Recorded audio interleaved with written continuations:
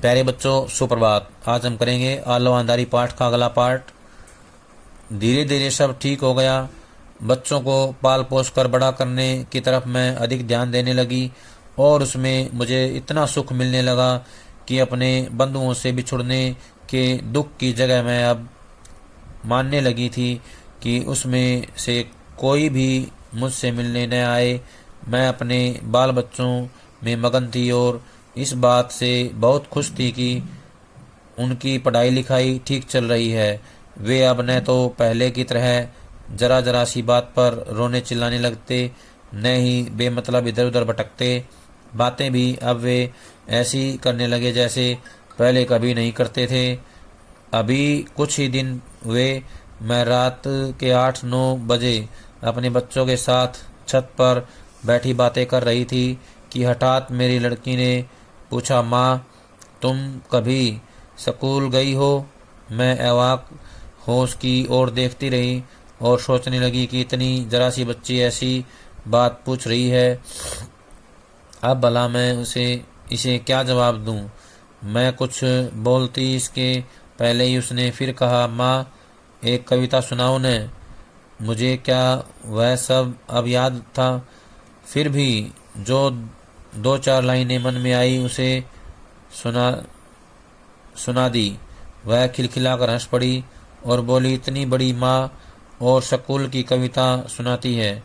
उसकी बात पर मुझे हंसी आ गई और कुछ दुख भी हुआ। मैंने सोचा, मेरे बच्चे जब इस बात पर इतना हंस सकते हैं तो उस समय तो और हंसेंगे जब देखेंगे कि मैं हाथ में अखबार लिए बैठी हूँ, क्योंकि मेरे हाथ में अखबार पहले कभी तो उन्होंने नहीं देखा नहीं। यहाँ मैं रोज़ सवेरे अखबार देखती थी। अंग्रेजी न जानने से उसका सिर पैर कुछ भी समझ नहीं पाती, फिर भी तस्वीरें देखकर तातुस से उनके बारे में पूछती। तातुस कहते, तस्वीरों के नीचे बड़े बड़े अक्षरों में जो लिखा है उसे पढ़ने की कोशिश करो। मैं एक एक अक्षर बोलती जाती और तातुस हूँ करते जाते। जब सारे अक्षर खत्म हो जाते तो तातुस पूरे शब्द का उच्चारण कर देते और उसका मतलब भी बता देते। बार बार पूछने पर कभी कभी वह उकता जाते, क्योंकि वह अपना प्रिय अखबार द हिंदू ठीक से पढ़ नहीं पाते। शायद इसलिए अखबार हाथ में लिए लिए वह कहते, बेबी जाओ, बच्चों को स्कूल नहीं भेजोगी?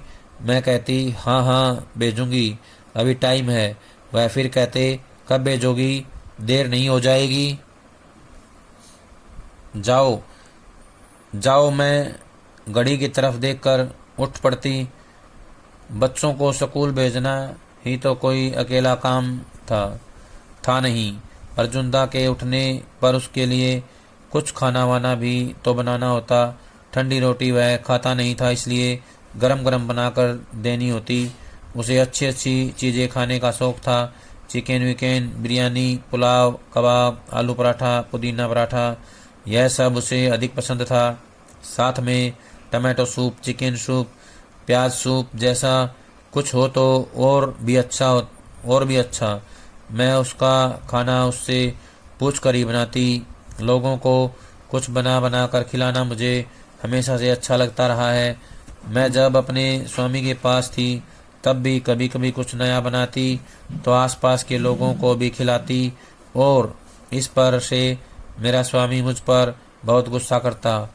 लोगों को किताबें देखकर तरह तरह की चीज़ें बनाकर खिलाना मुझे जितना अच्छा लगता उतना ही अच्छा अब उपन्यास, कहानी, कविता पढ़ना और अखबार देखना लगने लगा था। अखबार देखते देखते मुझ पर जैसे उसका नशा सा चढ़ गया था। तातुस उसमें से जो कुछ मुझे बताते वह सब मेरे लिए बिल्कुल नया होता और वैसी बातें बार बार सुनने समझने के लिए मैं रोज़ सवेरे गेट पर खड़ी हो अखबार आने का रास्ता देखती। उस दिन सवेरे उठने में मुझे थोड़ी देर हो गई थी। नीचे आई तो देखा तातुस स्वयं ही अखबार लाकर पढ़ रहे हैं। मैं जल्दी जल्दी किचन में गई और चाय बना लाई। उन्हें चाय देकर मैंने दूसरा अखबार उठा लिया और उसकी तस्वीरें देखने लगी। तातुस बोले, तुम्हारी चाय कहाँ है? जाओ ले आओ। मैं चाय लेकर खड़े खड़े पीने लगी तो उन्होंने कहा, खड़ी क्यों हो, बैठ जाओ। मैं एक कुर्सी पर बैठ गई और चाय का गिलास टेबल पर रख अखबार देखने लगी। हठात तातुस बोले, बेबी तुम्हें हम लोगों के पास माने इस घर में आए 1 वर्ष हो गया। तुम सोच कर देखो और मुझे बताओ कि तुम्हें कैसा लग रहा है। क्या क्या तुम्हें अच्छा लगा और क्या बुरा। यहाँ आकर तुमने क्या कुछ सीखा। इतना कहकर तातुस फिर अखबार पढ़ने लगे। बेबी ने सोचा, भला यह भी कोई पूछने की बात है। उसने उनकी बात का कोई जवाब नहीं दिया। वह जाकर खिड़की के पास खड़ी हो आकाश की ओर देखने लगी। उसे अपनी माँ की याद हो आई। उसकी माँ की कितनी इच्छा थी कि उसके बच्चे पढ़ लिख कर अच्छे मनुष्य बने, लेकिन वैसा कहाँ हुआ। लिखना पढ़ना तो उसका हुआ नहीं था, फिर भी उसका महत्व वह ठीक ठीक समझती थी और जब तक उन लोगों के साथ रही तब तक पढ़ने के लिए उनके पीछे सारे समय पड़ी रहती थी।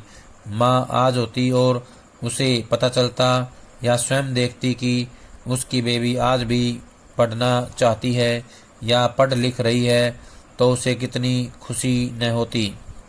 आकाश की ओर देखती जैसे वह अपनी माँ से कहना चाहती है, माँ तुम एक बार आकर देख जाओ, मैं अभी भी लिखना पढ़ना चाहती हूँ, अपने बच्चों को पढ़ाकर अच्छा बनाना चाहती हूँ, उन्हें बस तुम्हारा आशीर्वाद चाहिए माँ। वह अपनी माँ से बातें कर रही थी और उसकी आंखों से बहते आंसू छाती भिगोते फर्श पर टपक रहे थे। गिलास में चाय कब ठंडी हो चुकी थी तभी बेबी के कानों में किसी के पैरों की आहट पहुंची और वह चौंक पड़ी। उसने घूम कर देखा, अर्जुनदा उठ चुका था और नीचे आ रहा था। उतरते उतरते ही वह बोला, तुम लोग चाय पी रहे हो, मेरी चाय कहाँ है। वह चाय बनाने किचन में जाने लगी तभी देखा कि किसी ने गेट पर आ बेल बजाई। उसने जाकर देखा कि पड़ोस का लड़का हाथ में एक पैकेट लिए खड़ा है।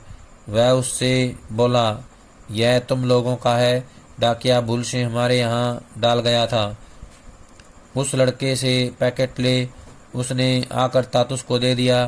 तातुस ने देखकर कहा, यह तो तुम्हारा है, यह लो, जाकर देखो इसमें क्या है। पैकेट लेकर वह किचन में गई और अर्जुन की चाय का पानी चढ़ाकर उसने पैकेट खोला। पैकेट में एक पत्रिका थी। वह उसे पलटने लगी तो उसमें एक जगह उसने अपना नाम देखा। आश्चर्य से फिर देखा, सचमुच ही उसमें लिखा था, आलो अंधारी बेबी। आलो अंधारी का मतलब होता है अंधेरे का उजाला। आलो अंधारी, अंधेरे का उजाला। उसमें लिखा था, आलो अंधारी बेबी हालदार।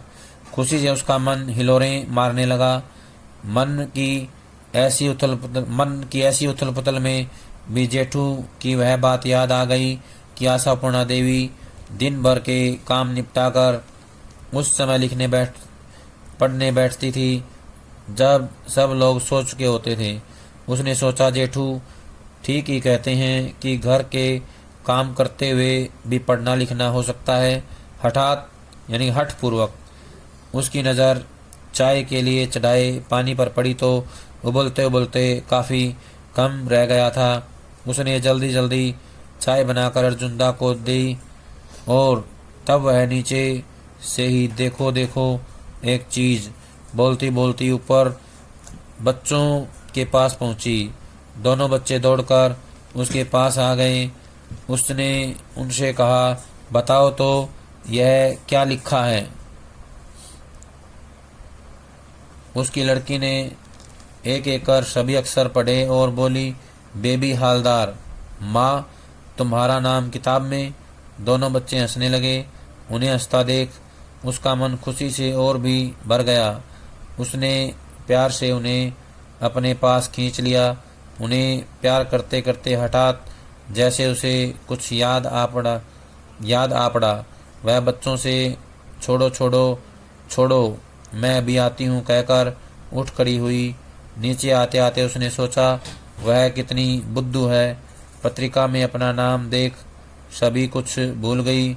जल्दी जल्दी सीढ़ियाँ उतर वह तातुस के पास आई और उनके पैर छू प्रणाम किया। उन्होंने उसके सिर पर हाथ रख आशीर्वाद दिया। प्यारे बच्चों, ये था पाठ आलो अंधारी। सभी इसको ध्यान से पढ़ेंगे और इसके प्रश्न उत्तर अपनी कॉपी में लिख लेंगे और उनको याद करेंगे। जब तक अगली वीडियो नहीं आती तब तक ये सारा काम पूरा कर लें। सभी का बहुत बहुत धन्यवाद।